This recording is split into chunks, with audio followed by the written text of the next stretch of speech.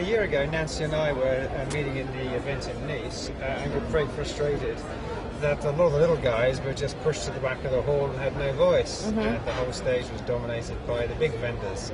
So we thought we needed to do something about it. We both represent big vendors, small vendors, and we thought, let's try and put up a stage especially for those guys in the TM Forum.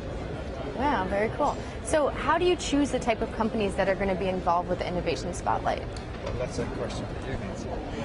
Well, Stratecast publishes a report every year called 10 to Watch, and it's based on a number of criteria that we look at when we talk to these companies. We get to meet with most companies, from the very smallest startups to the big guys. And this level of company where they've been at it for a while, they've got real customers, they've got real revenue, and they're going to be solid performers. They're starting to put together partnerships and put the word out.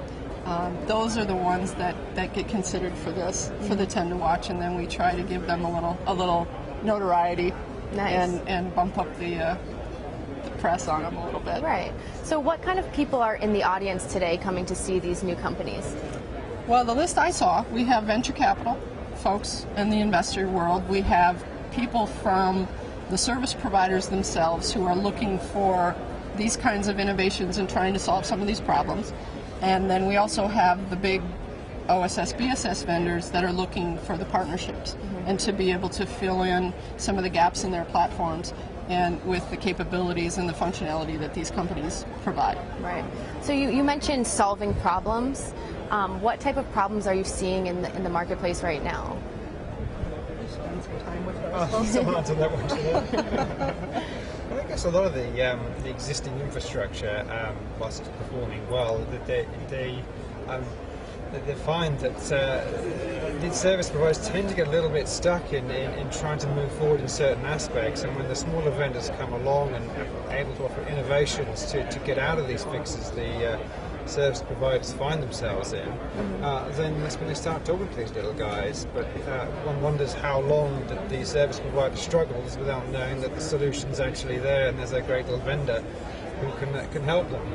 That's what this event is about, promoting the little guys so the service providers can start using them. So what do you see on the horizon for next year's Innovation Spotlight? We were just talking about that.